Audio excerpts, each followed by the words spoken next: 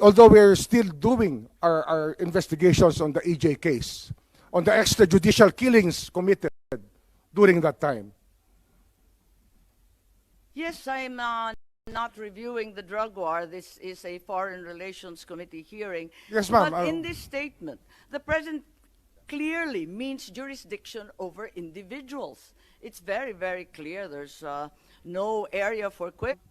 You are in agreement with your President. As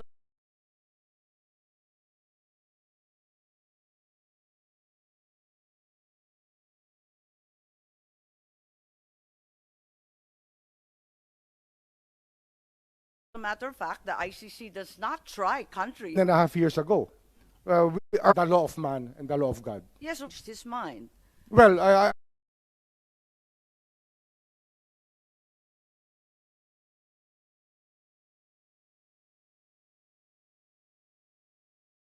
I cannot speak for him, Madam. I cannot speak for him. Your conclusion adapt to your statements of. The statement of the President is very, very clear-cut. I would like to show also a letter in December of 2023. Do we have it on hand? Can you enlarge it so that it's much clearer?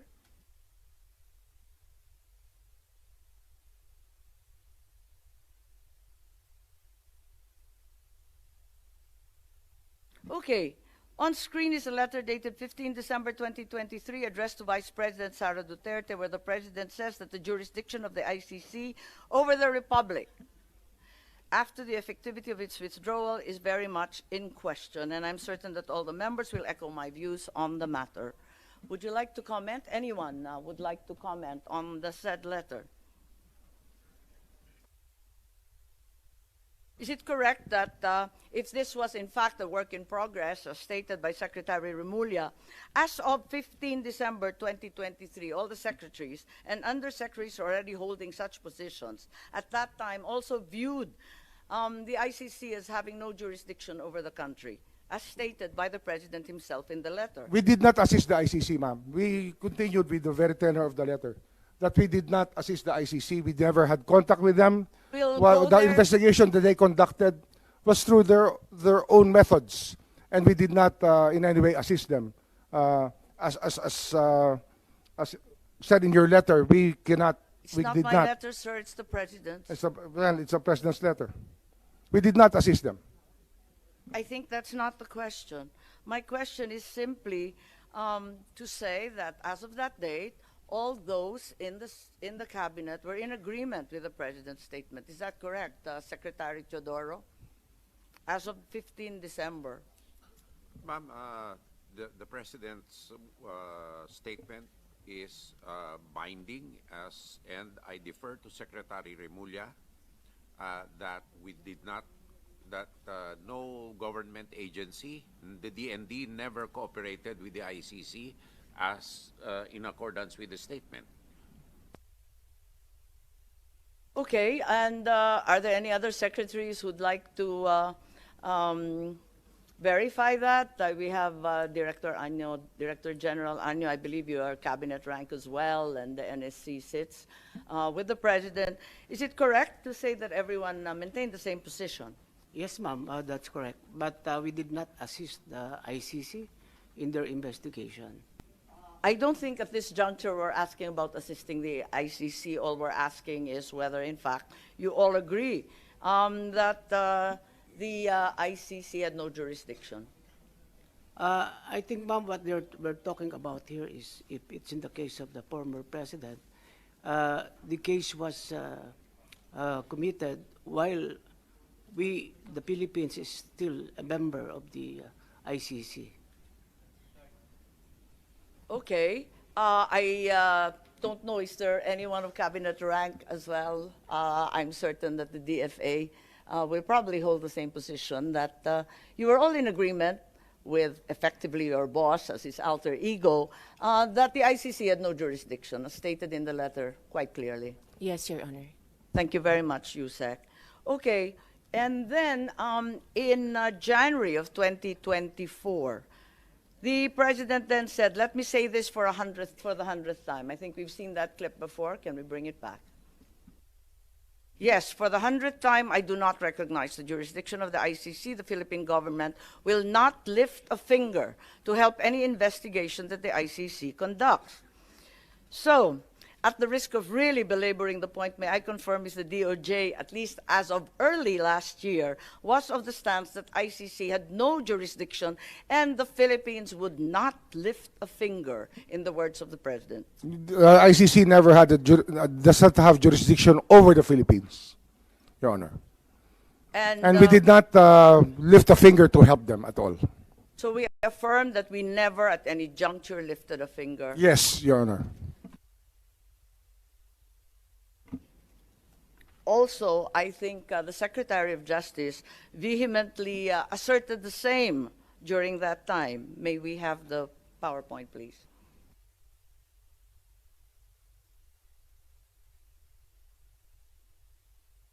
Are these your words, Secretary?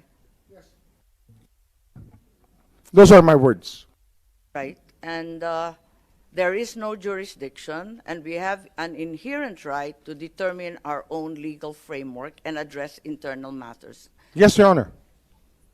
So also there is an assertion that our justice system is robust and functional. Your words, sir. Yes, Your Honor. However, 10 days later, after Secretary Remulla gave the above statement, on 20 February, there seems to be a slight yet significant change in the tone of the President's rhetoric when he said, I am not certain if we have the PowerPoint. Do we have a slide with the President? I don't approve or deny it, but you know they, the ICC, haven't done anything illegal. We will do something about it. We are an open country. Maybe clarified as to what the President meant, given that there seems to be a determined change in attitude, that in fact we are an open country. And until they do, they being ICC, do something illegal, wala siyang gagawin para hintuin sila. Parang naiba ang usapin. I will have to ask what question was asked of the President before I make any response, because I do not know what context the President said those words. I think it's not unclear. Hanggang may gawin sila na illegal. May I ask the PNP, the DFA, anong ibig sabihin if they do something illegal? Na nanghimasok sila, na may ginawa sila sa Pilipinas. Maybe I can answer that better, ma'am. An example would Okay. be to take an oath of somebody within the Philippine legal system. They are not allowed to do that. Okay, so until such time as they do something illegal, like requiring an oath of someone being entirely unauthorized as foreigners, is that your meaning? Yes, ma'am. Okay. Does this mean that the Philippine government was allowing the ICC to enter and investigate, provided they did not amount to any illegal action? Nobody ever identified themselves as the ICC when they entered our country, if ever they entered our country. So we did not allow them, if that is the only meaning of your question, we did not allow them, as we did not know any entry of any ICC person in the country. The President's statement seems to suggest otherwise. We are an open country. So Yes, you ma'am, but we suggest could not- that there in fact were others coming through? Well, we suppose that people were coming in and out of our borders. We have millions and millions of people entering our ports and airports. And And we we are cannot always- ask all of them if they are related to the ICC or not. We cannot do that, ma'am. Okay, perhaps we can call on Secretary Año. Did you have any information that, in fact, the ICC had resumed its investigation? Because clearly there is a pivot in the President's statement. Perhaps you can enlighten us? Ma'am, as far as the NSC is concerned, we have not monitored any investigation conducted by the ICC inside the country. So, at no point after the pre-trial chamber authorized the prosecutor to resume its investigation, did in fact resume its investigation in the Philippines? We don't have any information that they conducted an investigation here, but probably in Bakit their own nabanggit ng base. Pangulo na meron ng possibly illegal entry and that in fact they were welcome since we were an open country? Ano kaya ibig sabihin nun? Ma'am, may I? Yeah, may I refer to the DOJ, ma'am. Yes, please. Yes, ma'am. It's really important that we know the context by which the president gave the statement. If we do not know the question, we cannot understand the answer. I think that it's very basic, ma'am. Yes, and we're all subject to the media. I just found this through the media. I am not aware of any specific or special context. My understanding is that it was an interview, as is usually given by public officials. Yes, ma'am, but it's usually the context by which we are asked a question that we give an answer. So unless we hear the exact question that he was asked, we cannot give you a complete answer to this question, ma'am. Perhaps this will be clearer. November 14, 2024, the president was quoted as saying, if that's the wish of Duterte, we will not block the ICC. We will not just cooperate. I think this requires no context. It's pretty straightforward and direct. Well, we also want to know his response to what stimulus, because if there's a question, we want to know. We still want to know the question. Simply, he was asked if he approved of the presence of the ICC in the Philippines. There seemed to be some awareness in the public and in the media that the ICC was already here. So they asked the president, what do you think? And he said, we will not block them. We will not just cooperate. There's clearly a change in tone and in order. Well, if they have not violated any law, I don't think that we should be alarmed at anything that they're doing here, as long as they are not violating our laws. What does not blocking the ICC mean?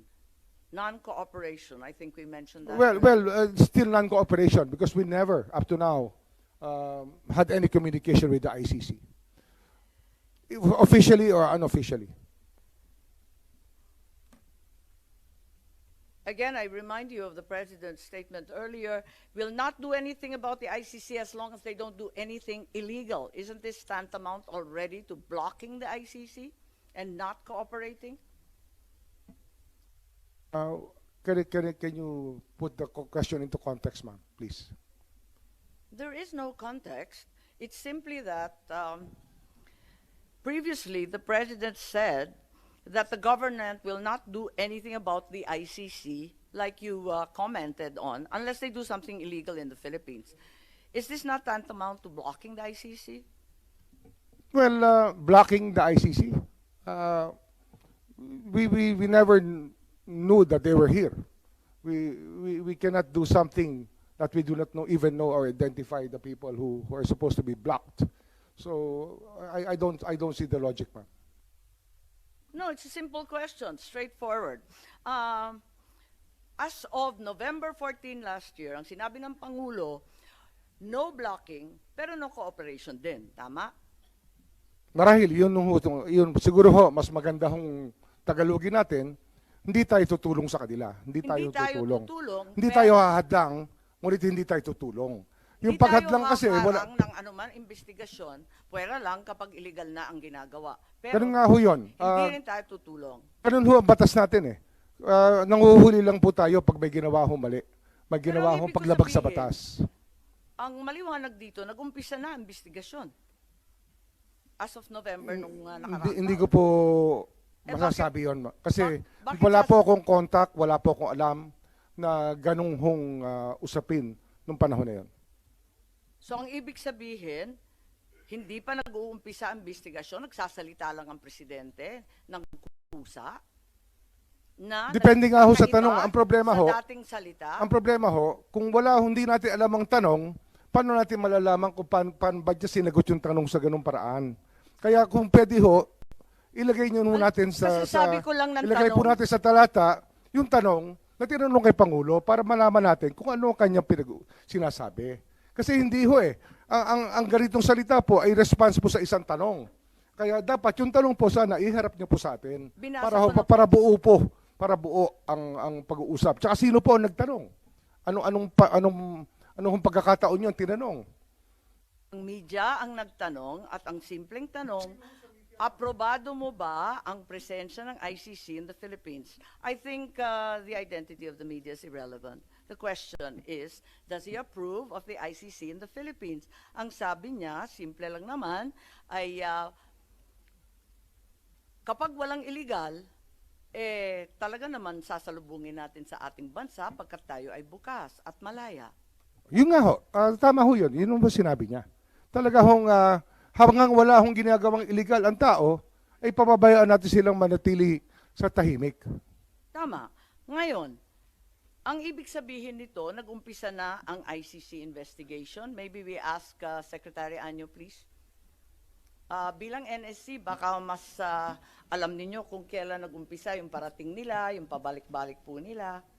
Madam Chair, wala po kaming impormasyon. Hindi po kami aware na nagkaroon ng investigation dito ang ICC ng mga panahon na yan. As of November noong nakaraang taon, wala pang ICC investigation anuman na nalalaman po ninyo. Wala po kaming nalalamang investigation. At wala po kaming namomonitor na pumuntang ICC investigators. So, ganun din ang ating Deputy DG Erico, si DG Guloy. Baka may maidagdag kayo. Dahil ang pagkaintindi namin, pag narinig mo, nabasa mo, simpleng pagkaintindi, sinabi na ni Presidente, hindi namin pagbabawalan. Ano kaya yun na pagbabawalan? Kung hindi pa nag-umpisa, bakit sinasabi niya, hindi ko pagbabawalan hanggang hindi illegal? Nakakapagtaka. Ganon din po, Madam Chair. Wala rin po kaming informasyon at saka na-monitor na meron po ICC during that period, Madam Chair. So ang Pangulong mag-isa ang nagsabi na hahayaan niya, pwera lang kapag illegal na ang gawain. Siya lang mag-isa ang nagsabi nun, ngunit kayo, wala naman kayong impormasyon na naibigay sa kanya tungkol doon. Opo, Madam Chair. Wala po kaming informasyon na ibigay kay Presidente po, Madam Chair. Thank you. As we speak today, what is the stance of the executive? Does the ICC have jurisdiction over the crimes committed in the Philippines between November 2011 and March 19, 2019? We just follow the Supreme Court's dictum in the case of Pangilinan Cayetano. And that is? That is, residual jurisdiction is there up to 1 year from the date of withdrawal of the Philippines. Up to 1 year, right? Yes, Should Madam. bring us to March 2019. 2019. 2020. 2019. 2019. Yes, ma'am. So, pati yung residual jurisdiction na sinasabi po ninyo, hanggang 2019 na lang. Yes, ma'am. So, Yun wala po na sabi yun. ng Korte Suprema. Tama. Oh. So, ngayon wala na. Maski residual jurisdiction, wala na rin. Wala na po, wala na po. Kasi 1 year lang eh. Pero tandaan po natin, ma'am, na ang ICC sa buong mundo ay tinitingnan ang ginagawa ng mga individual na marahil ay nakakapanakit sa kapwa nila at gumagawa po ng pag-violate ng mga karapatan ng mga tao. Yung po yung tinitingnan po ng ICC rito eh. Kaya ho, hindi po yan ang ating tinitingnan eh. Ang tinitingnan po natin talaga, ano ba talaga ang ICC? Ang ICC ay tinatag upang habulin yung mga individual na lumabag sa batas ng tao at sa batas ng Diyos. Yun ang pagkakaunawa ko.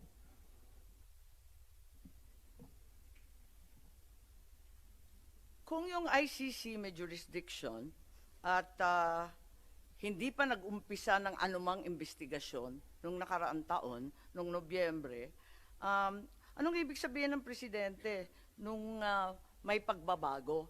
Nung sinabi niya na hindi tayo hahadlang, pero hindi rin tayo magko-cooperate. Ba't niya sinabi yon? Biglang iba na ang tono, biglang nagbago. Kayo nga nagsabi, dapat talaga nagbabago ang palaisipan ng tao. Ganun po talaga dapat ho, hindi natin itataga sa bato ang pwede ho maging hindi totoo. Siyempre natututo tayo sa Po, habang panahon. natataldahan po tayo. Taon-taon. Oho. Tama. So, ang ibig sabihin, ang Pangulo nagbago rin ang palaisipan. Marahil po. So, ang sa kanya, may jurisdiction na pala. Hindi ko ho pwedeng sabihin ng state of mind niya. Opo. Pero sinasabi ko lang ho, bilang tao, lahat po tayo pwede magbago ang pag-iisip.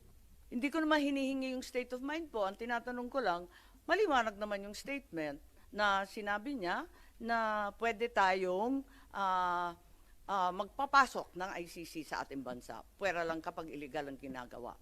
Tama? Hindi ho natin sinasabing imbitado sila rito. Hindi ho natin sinasabi na haharapin natin sila. Ngunit ang tao ho ilabas-pasok sa Pilipinas. Pero At hindi tayo po po ba- ay mga being very hospitable people, we welcome all people who want to partake of the beauty of our country. Ayun po yung ating pinag-uusapan dito. Pero hindi po ba yung mas maagang mga statement, yung mga unang statement, talagang hindi daw siya lalahok sa anumang investigasyon. Ngayon, hahayaan lang niya. Tama po ba yun? Marahil po, marahil. So, nagbago. Sabi ko